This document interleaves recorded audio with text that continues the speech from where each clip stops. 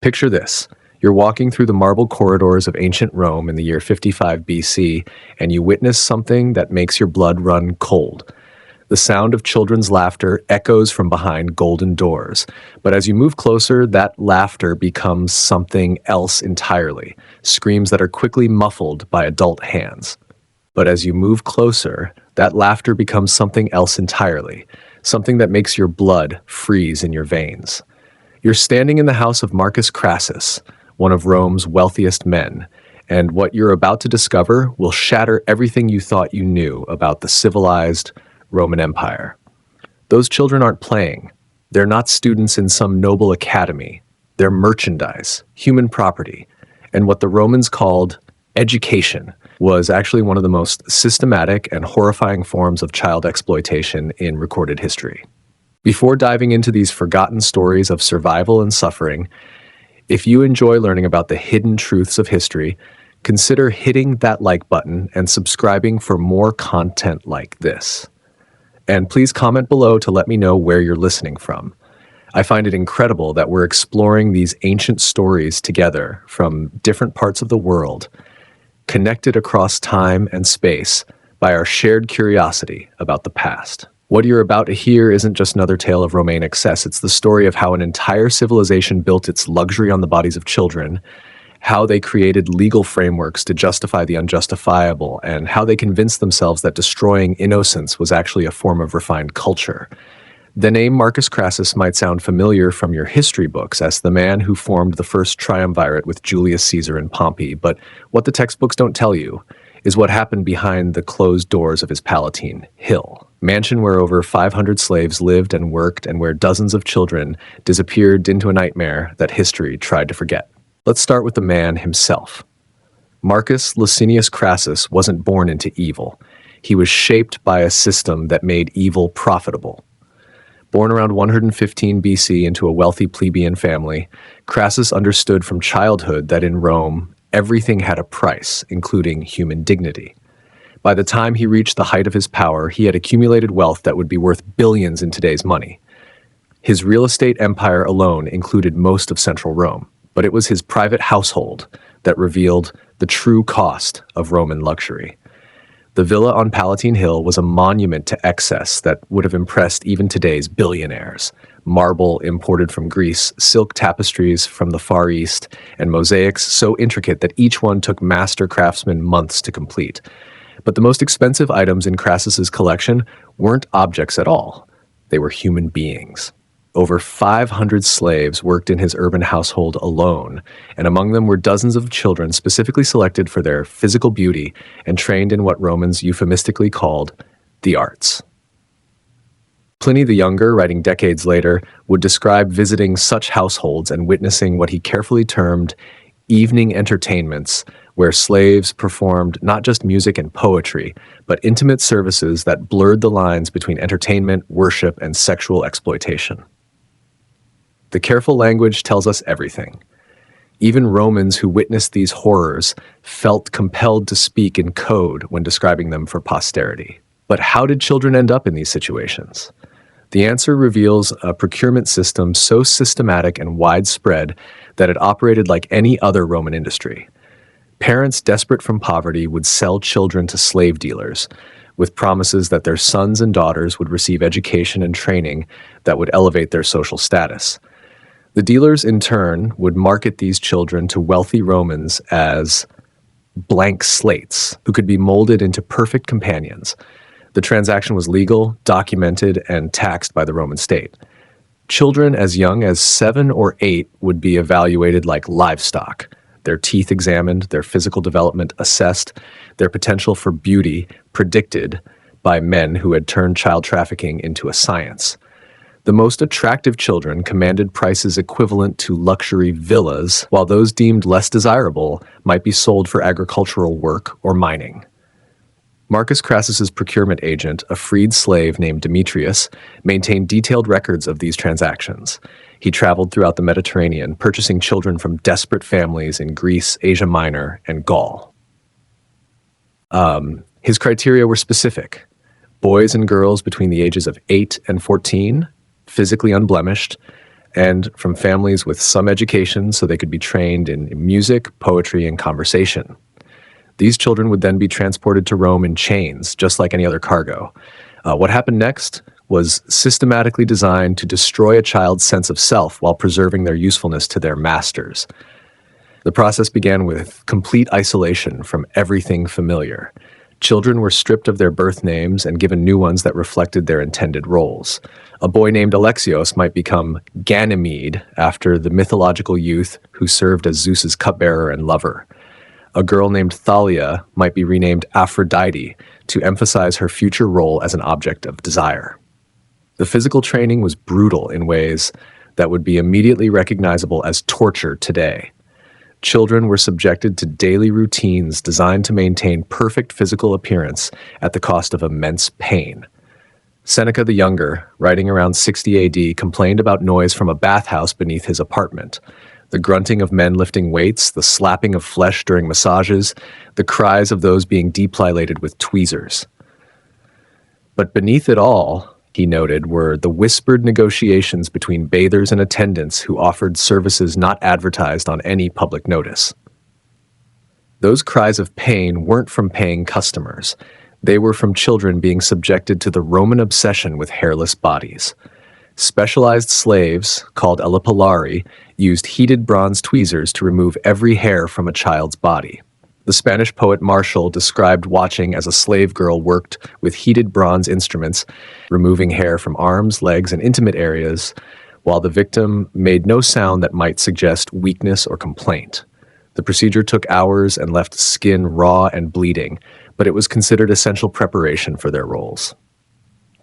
Fast forward to a typical day in Crassus's household, 3 years after young Marcus, originally from a poor farming family in Gaul, arrived as a terrified 10-year-old. Now 13, he moves through the villa's corridors with the careful grace of someone who has learned that every gesture is observed and judged. His day begins before dawn with ritual cleansing and grooming that takes 2 hours. His skin is oiled and perfumed, his hair styled in the fashion currently preferred by his master's guests, his clothing selected to emphasize youth and availability. The morning might involve serving wine at business meetings where Roman senators discuss tax policy while casually groping the children who attend them. Marcus has learned to maintain a serene expression while hands explore his body, to respond to questions about poetry or philosophy while being sexually assaulted, to smile and laugh at jokes that mock his powerlessness. This is what Romans called education, the systematic training of children to participate in their own dehumanization. The afternoon brings music lessons, but not the kind you might imagine. Children are taught to play instruments and sing songs that celebrate their own subjugation, love ballads that romanticize relationships between masters and slaves, epic poems that glorify the conquest and domination of weaker peoples. They become skilled at performing the culture that destroyed their childhoods, turning art into another tool of their oppression. But human beings, even children in the most desperate circumstances, find ways to resist and survive. Marcus forms secret friendships with other slaves, sharing food and comfort when possible. He learns to dissociate during the worst moments, to retreat so deeply into his mind that his body becomes just a shell going through the motions, while his true self remains hidden and protected. Some children develop what we would now recognize as Stockholm Syndrome, forming genuine emotional attachments to masters who show them occasional kindness. The psychological complexity is heartbreaking. A child who experiences a moment of tenderness from the same person who routinely abuses them might cling to that moment as proof of love rather than recognizing it as another form of manipulation. Others find rebellion in small acts of defiance, deliberately spilling wine on expensive silk togas, feigning illness to avoid particularly degrading assignments, sharing information about masters' vulnerabilities with other slaves. These tiny victories provided psychological sustenance in circumstances designed to crush the human spirit completely. The true horror of the system revealed itself during the elaborate dinner parties that Romans called symposiums. These weren't just social gatherings. They were theaters of cruelty where wealthy Romans competed to display their power over other human beings. Guests would arrive expecting entertainment that went far beyond conversation and wine. Children were presented like items on a menu. Hosts would describe their slaves' particular skills and specialties, inviting guests to sample whatever caught their interest. The more degrading the act, the more it demonstrated the host's wealth and sophistication. Romans convinced themselves that their willingness to engage in activities that violated every natural instinct was evidence of their cultural superiority over barbarian peoples who limited themselves to conventional relationships. The conversations at these gatherings, preserved in letters and literary works, reveal the casual nature of the horror. Guests might discuss philosophy between assaults, debate politics while children served them in various capacities, or compose poetry celebrating the very acts they were committing. The intellectual sophistication of Roman culture wasn't separate from its cruelty. It was the mechanism through which that cruelty was refined and justified. What makes this story even more disturbing is how the system expanded throughout the Roman Empire. What began as the private perversion of ultra-wealthy Romans like Crassus became normalized across all levels of society that could afford slaves. Middle-class Romans who couldn't afford dozens of child slaves might own one or two. Even relatively poor Romans might rent children for special occasions. The legal framework that supported this system wasn't an accident or oversight. It was carefully constructed to maximize profit while minimizing resistance. Roman law distinguished between different categories of slaves, with specific regulations about which ones could be used sexually and under what circumstances. Children born into slavery were considered particularly valuable because they had never known freedom and were therefore easier to control. The tax records from this period, preserved in papyrus documents from Egypt, show assessors evaluating child slaves alongside livestock and agricultural equipment. They weren't human beings in the eyes of the law. They were capital investments that generated ongoing returns through their use and abuse. The physical evidence of this system is still visible today in the ruins of Roman villas. Archaeologists have identified specific architectural features designed to facilitate the sexual exploitation of slaves. Hidden passages that allowed discrete movement between rooms. Chambers decorated with explicitly sexual artwork that served both as decoration and instruction. Underground areas where slaves were housed separately from family quarters. The villa at Pompeii, preserved by volcanic ash, provides the most detailed picture of how these spaces functioned. Wall paintings show idealized scenes of young slaves serving wine, playing music, and reclining on couches in poses that clearly suggest availability. These images weren't pornography in the modern sense. They were interior decoration that normalized the sexual use of children as casually as we might hang landscape paintings. The discovery of specific objects in these ruins tells an even more disturbing story. Bronze implements clearly designed for sexual use. Restraints disguised as decorative furniture, medical instruments for treating injuries that could only have resulted from systematic abuse. These artifacts provide physical evidence of horrors that Roman writers described only in the most euphemistic terms. Despite the systematic attempt to erase their humanity, some voices of the victims survived. Hidden in graffiti scratched into walls, in coded messages embedded in later writings, in the gaps and silences of official records, we can sometimes hear the children themselves speaking across the centuries.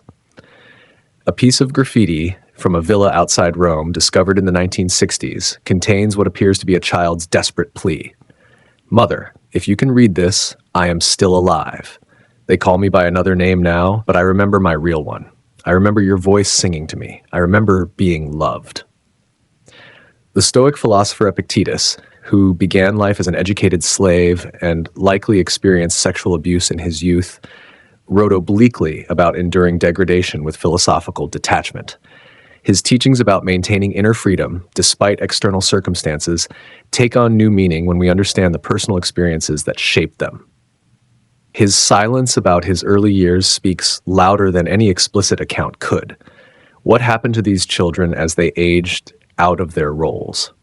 Roman sources are suspiciously silent on this question, but the evidence suggests most faced even darker fates. Some were sold to brothels when they were no longer considered attractive enough for private households. Others were sent to agricultural work or mining, where life expectancy was measured in months rather than years. A lucky few might be freed by masters who had developed genuine affection for them, but freedom came with its own challenges in a society that viewed former slaves as permanently tainted. The question that haunts historians is how many children passed through this system over the centuries of Roman dominance. Conservative estimates suggest tens of thousands. More realistic calculations push the number into the hundreds of thousands. When we consider that this system operated throughout the Mediterranean world for over 500 years, the scope of the tragedy becomes almost incomprehensible. But perhaps the most disturbing aspect of this story is how the systematic sexual exploitation of children became an integral part of the Roman economy. It wasn't a byproduct of wealth, it was a driver of wealth creation. The slave trade generated enormous profits that funded Roman expansion. The taxes on sexual services provided revenue for public works. The social connections formed through shared participation in these horrors created the networks that held Roman society together. Marcus Crassus didn't become wealthy despite owning hundreds of child slaves. He became wealthy partly because of it. The labor they provided, the services they performed, and the social capital they generated were all factors in his accumulation of power. When he formed the first triumvirate with Caesar and Pompey, he was leveraging wealth that had been built on systematic child abuse. Romans developed elaborate intellectual frameworks to justify what they were doing. They argued that slaves were naturally inferior beings who benefited from Roman guidance. They claimed that sexual relationships between adults and children were educational experiences that prepared young people for adult life. They insisted that their sophisticated approach to sexuality demonstrated their cultural superiority over peoples who limited themselves to conventional relationships. These justifications weren't just propaganda. Many Romans genuinely believed them. The intellectual sophistication of Roman culture made it possible for highly educated individuals to participate in systematic horror while maintaining their sense of moral superiority. Philosophy, art, and literature weren't barriers to cruelty. They were tools for refining and rationalizing it. The decline of the Roman Empire brought some relief to the victims of this system, but not through moral awakening. Economic pressures, barbarian invasions, and administrative chaos gradually made the elaborate procurement and training systems unsustainable. Christianity introduced new moral frameworks that condemned some aspects of Roman sexual culture, but change came slowly and incompletely. Even as the formal structure of Roman slavery collapsed, many of its underlying assumptions persisted. The idea that wealth justified the exploitation of the powerless, that cultural sophistication could excuse moral horror, and that systematic abuse could be disguised as education, these concepts didn't disappear with the empire that created them. Standing in the ruins of Crassus's villa today, now just broken foundations and scattered stones, you can almost hear the echoes of children's voices. Not the laughter we imagined at the beginning of this story, but something else entirely. The whispered conversations between slaves offering each other comfort, the silent prayers of children who never forgot their real names, despite being forced to answer to others, the desperate hope that someone, somewhere, would remember their humanity even when the entire world conspired to deny it. The marble corridors that once showcased Roman wealth now shelter wild flowers and stray cats. The chambers where children suffered have been reclaimed by nature, but the legal precedents, social structures, and cultural justifications created to support this system left traces that persisted long after the empire fell. Understanding this history isn't just about satisfying curiosity about the past, it's about recognizing patterns that have repeated throughout human history whenever societies convince themselves that their sophistication justifies their cruelty. The children of Marcus Crassus's household left no monuments, no inscriptions proclaiming their achievements, no statues celebrating their lives. But their story endures as a reminder that behind every age's claims to civilization and sophistication, we must ask whose suffering paid the price. The true measure of any society isn't the beauty of its art or the complexity of its philosophy.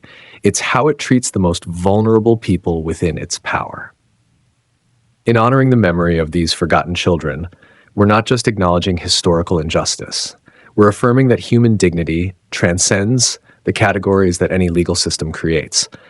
That suffering matters, regardless of who inflicts it or how eloquently they justify it, and that remembering victims isn't just about the past, it's about remaining vigilant against the systems of exploitation that continue to hide behind claims of cultural sophistication and economic necessity.